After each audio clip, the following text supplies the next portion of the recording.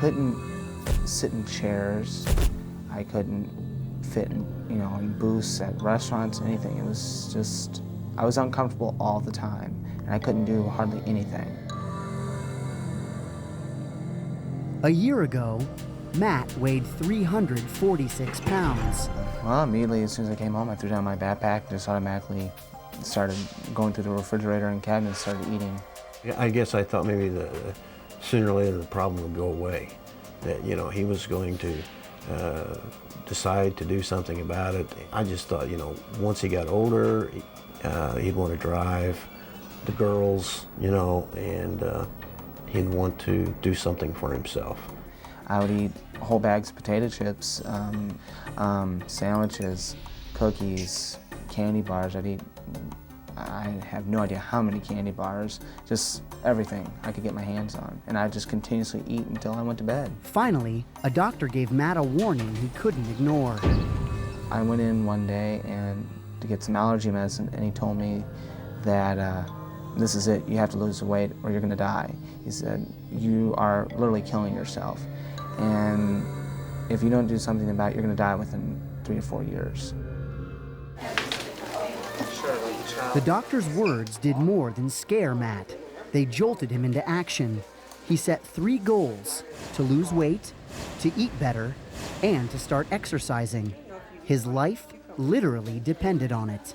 He actually told me the facts and everything of why I need to lose weight. And after that, it just kind of clicked in my head that I need to just get rid of it.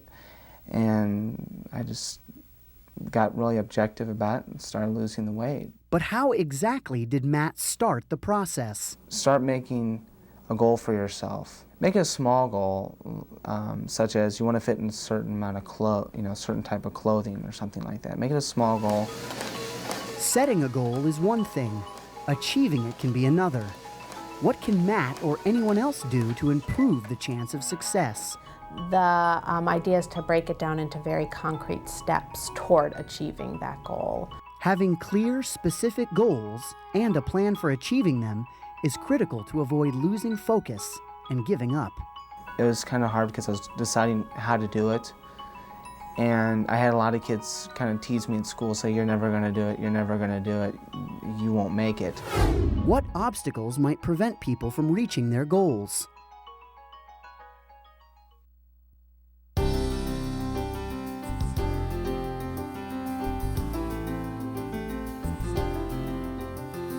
Teenagers set goals all the time: improving grades, making the team, getting into the college of their choice. Some goals are focused on diet. Ashley wants to cut down on soft drinks. Brittany wants to bring her diabetes under control. Kelly wants to lose weight. And Aaron wants to gain it. Last year I was 120. I gained about 20 pounds. Aaron had a specific reason for setting his goal. Because I'm a wrestler, and so my coach said, since I'm a growing boy, it'd be healthy for me to gain at least 10 pounds, so I sort of doubled it, and I gained it in muscle though, so. Aaron enjoys working out at the gym, lifting weights and running on the treadmill. It's easier to reach a goal when you identify what you like to do and make those things part of the process. Aaron also made some careful choices about changing his diet. But I'll always look for chicken. Now and then I'll eat fruit. And there's another reason Aaron changed his diet. His father and grandfather both died young of heart attacks. When Aaron was 14, he needed to have his cholesterol checked because of his family history. And when we did, it was then 308. Normal cholesterol levels in teenagers range from 120 to 170. Anything over 200 is considered abnormally high.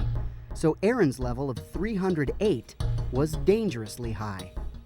I'm thinking, oh my goodness, that is terrible. I was afraid of waking up the next morning, or having a heart attack, or not waking up at all. So it really got me just thinking. Aaron admits altering his habits wasn't easy at first. At first, this dieting thing sounded so bad to me because I don't want to get rid of all that good stuff that tasted good to me. But once I got going, I just kept going on. Part of the way to go about changing the behavior is to make a commitment to changing the behavior. And sometimes that's talking about it, telling other people that this is what your plan is. Speak to a counselor, speak to your parents, speak to somebody who's already been there, maybe an older brother and a sister. Not only did Aaron's perseverance help him achieve his goal of gaining muscle weight, he also lowered his cholesterol level. So his cholesterol went with diet and exercise from 308 to 150. I feel a lot better about myself. I'm pretty confident in myself of keeping this up. Aaron kept his goal clear and positive. He knew what he needed to do to succeed, and he did it.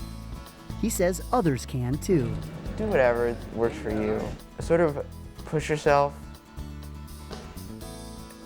to the point where you think you don't want to do it anymore, and if you keep going on a little bit more, it'll happen.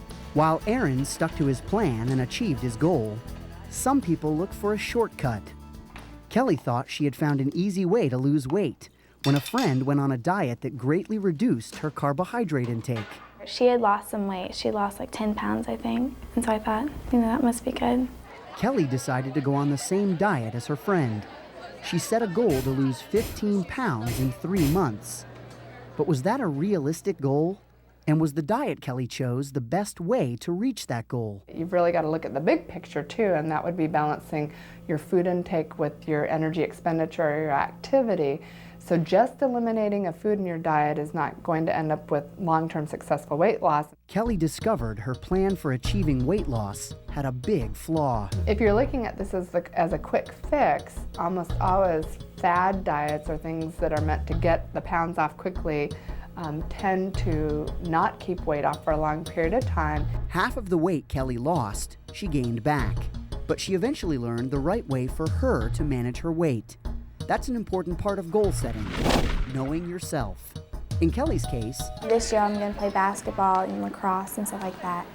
It'll be like exercise, but then I'm also going to work out with weights, and I'm going to try to run. I think that it's everything combined. You have to work out and eat healthy and just all of it.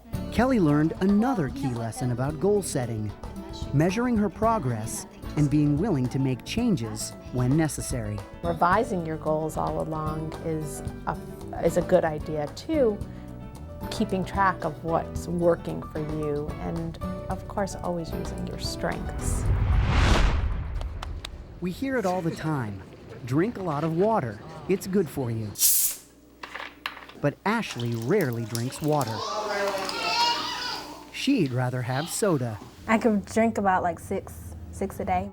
But then Ashley found out about research from Harvard University that showed women who averaged just one regular soda a day increased their risk of developing diabetes by 83%. As I realize now how much I drink soda, how I could be, developing diabetes right now. The finding caught Ashley's attention and prompted her to set a goal.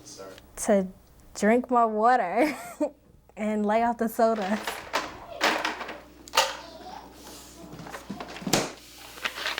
While that sounds like a good idea, Ashley may find it's more difficult to lay off soda if she tries to cut it out of her diet all at once. If you really want to have soda, just have less of it. If someone's drinking like a 12-ounce can, maybe cut it back to 6 ounces or a smaller amount and cut it back slowly. Taking care of myself is important because you never may know what things might come up in life that have to do with your health and the way you look.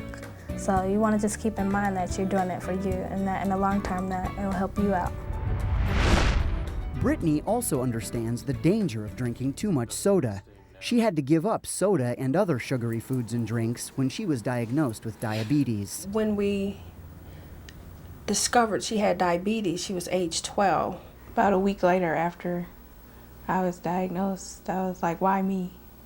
Because it was kind of overwhelming to have to stick yourself several times a day and all that. Brittany and her mom recognized the health risks of diabetes, So they set goals of exercising and improving their diet together. She needs my support, you know, and I enjoy doing it, even though it's tough. It's nice to know that she's there and she wants to help me and herself out, so then she makes it a little more funner. But yes, definitely setting a family goal or a lifestyle for the family, and you know what, making it part of your life makes it a whole lot easier. So they work out together and mutually support each other. Now, they're more focused than ever on improving their health. Then it becomes a part of your lifestyle, you know, and that's what we're trying to do. We're trying to change our lifestyle to not being sedentary, but being active and making better choices. Already, Brittany can see positive results. She compared her average blood sugar level from before she set her goal with her average blood sugar level after 3 months of working toward her goal. The normal person who doesn't have diabetes, theirs is somewhere between 5 and 6, and mine was 10. And when I went back a couple of months ago, it was 6.2. And that was just in 3 months that it went down just because of exercise. You ready? Count. Brittany used the blood test as one way to evaluate her progress, an important part of achieving your goals. Both Brittany and her mom say they plan on keeping up their routine. Man, it's tough, you know, so it's not easy for me to get out there and exercise with the kids, but I enjoy it.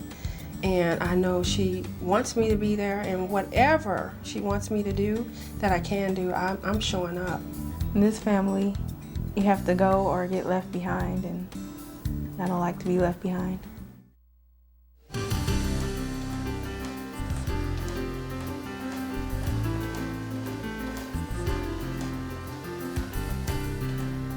Today, Matt is feeling like a new person, with a smaller waistline and a new outlook on life. I'm a little bit, I guess you could say, happier than I used to be. And how was Matt able to lose the weight? He set a realistic goal, and he kept at it. Matt never overreached. He broke down his goal into smaller steps. I didn't set one huge goal for myself. Oh, I'm just gonna lose 100 pounds. I set smaller goals for myself. I'm gonna lose 30 pounds, and then I'm gonna see what I can do from there. And I just did it that way. And this, you know, just little goals like that actually helped me along the way rather than just one huge goal.